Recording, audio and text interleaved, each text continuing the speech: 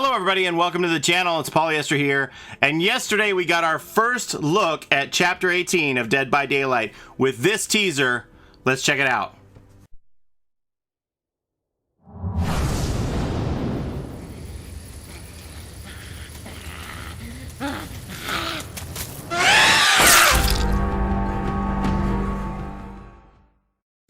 That went by fast, right? Okay, one more time please.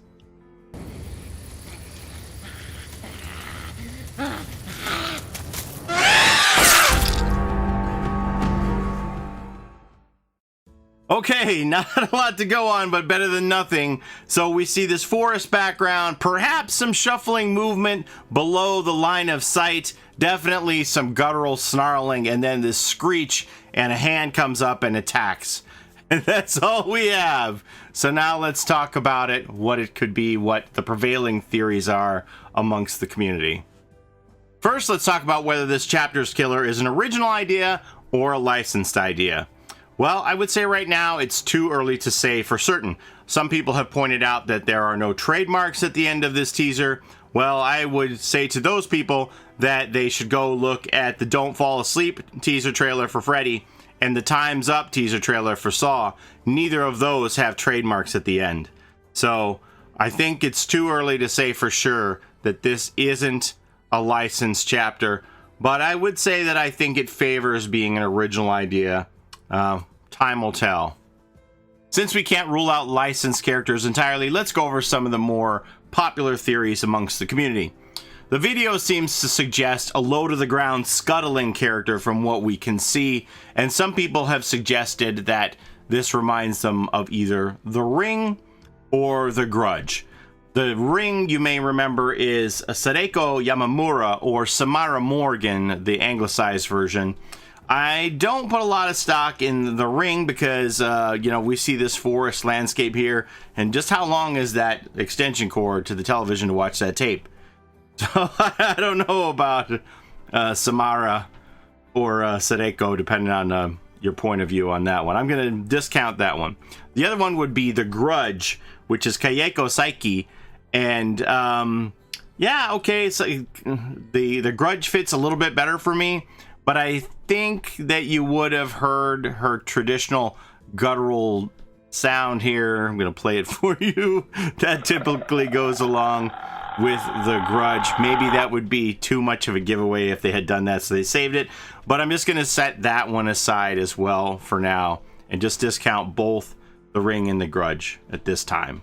One of the licensed theories that I do like that's going around is the Witch from Left 4 Dead. She's one of the special infected in that video game franchise, and this would allow Bill to have a corresponding killer to go with him, and we could also get some more survivors from that franchise that we're missing, such as Coach and Nick and Lewis.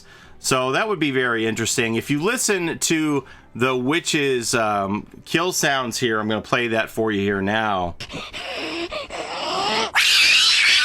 You can see that it's, you know, very similar to what we're hearing in that teaser trailer. So I don't know if this is a locked-in possibility by any means, but I wouldn't say that there's zero chance. So this is an interesting theory for sure. I would definitely like to see this come in.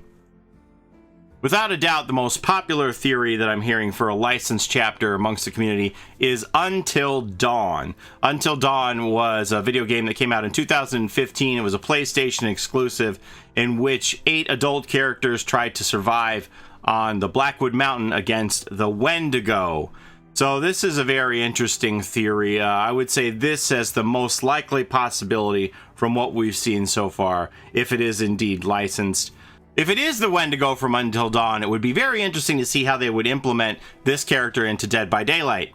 Because essentially the Wendigo is blind. It uses echolocation, the sounds and movements of the humans to discover their location. So how would this work in Dead by Daylight? Perhaps the way that Freddy is invisible to survivors until he comes within a certain proximity to them and then can be seen. Maybe they would do this in reverse for the killer POV, that survivors would be invisible to the Wendigo unless they were moving or making sounds. That sounds like it would definitely increase the hide and seek factor of this game, but I can see it also has the potential for long drawn out games where survivors would just start standing still and the Wendigo would be swinging blindly. They would need some adjustments on that idea, but it would be very interesting to see how people could just drop out. I mean, the survivors already drop out of view for when the spirit goes into phase, right? So they have the ability to do that already. So it will be interesting to see how this could be implemented as an echolocation type killer. Definitely has some possibilities. Also, if you're a conspiracy theorist, I would point out that on Halloween Day, when we had the Twitch Rivals competition for Dead by Daylight, Group C contained Jordan Fisher, who played Matt on Until Dawn. What do you think about that? Does it mean anything? Coincidence?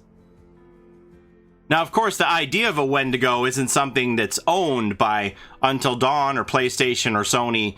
It's a legendary mythological creature that's been around for hundreds, if not thousands of years, having been passed down from First Nations tribes folklore. So I ask myself, if you could make your own Wendigo, do you need Until Dawn's Wendigo? So that's where my stumbling block is with the Until Dawn thing. You don't really need that unless you feel like perhaps their survivors bring something to the table, or the fans of that game bring something to the table, when you can just create your own version of a Wendigo. And there are many, many different stunning examples of visual depictions of Wendigo across the internet that would allow you to make many, many different cosmetic options for this character. So this is the kind of thing that makes me lean more towards this being an original chapter. Many people have argued that we already have a Wendigo in the game, that the hag herself, Lisa Sherwood, is a Wendigo in Dead by Daylight, and they point to the cannibalism aspect of her character. So I'm not sure that I entirely believe in that argument, but hey, talking about Lisa Sherwood, one interesting theory that I have seen in the community is, what if this new character is Pam, Lisa the hag's friend from her cinematic, who was also messing around with the symbols in the "don't mess around with powers you don't understand"? What if Pam has become a killer now as this Wendigo-like creature with similar cannibalism aspects like the hag? I like that idea. That's pretty interesting. And finally, the last theory I'm going to leave you with here today, it goes back into the archives of Dead by Daylight and previous character designs, with this image here, which depicts a character that is named the Crawler. Now, this goes all the way back to 2016. In fact, in June of 2016, Dave Richard at E3 said that the Crawler was going to be the next character in Dead by Daylight. And that never happened. Now, many people believe that the Crawler was just changed and became the hag. That's personally my feeling, but that isn't necessarily true, because Dave also said with this image of the Crawler that the game was going to get a whole lot more vertical, which would mean that we would have a jumping character, a character that could climb things. And that's kind of what we see with the behavior of the Wendigo in Until Dawn, that they can go up. So this has the potential to bring a lot of new mechanics into the game. If we have a character that can crawl over things or reach heights and lay in wait, that sounds terrifying. So it's a possibility. I don't know. Personally, I think that the Crawler just changed into the hag, but hey, anything could happen. If you have this character that is low to the ground and can jump up to heights to see around, that's something. I would love to see it. It sounds like an incredible idea. So maybe the Crawler is on the table. Also, from this teaser trailer, some people have pointed out the odd snowflake in the forest here. So the Wendigo is kind of a northern creature, and we've also seen that in the next graphical update, Ormond is going to be one of the maps that's getting changed. So perhaps this new killer is going to get a new map, which is going to be a variation of Ormond, the same way that the Plague had their own version of a map in the Red Forest. We might see this new killer, Wendigo, Crawler, whoever it may be, get another wintry map, which makes sense. If they're working on Ormond, then they just do another variation of an Ormond map, and they're tweaking it, getting it ready for new graphics. It makes a lot of sense. So that's all I have for you today. Thank you so much for joining me in my tinfoil talk. I didn't even wear the hat today. I hope you'll forgive me. We'll finish the video with the tinfoil hat on for the rest of it. So thank you for joining me for tinfoil time. These teasers, that it's so little to go on. It's just a little morsel, but definitely enough to whet one's appetite.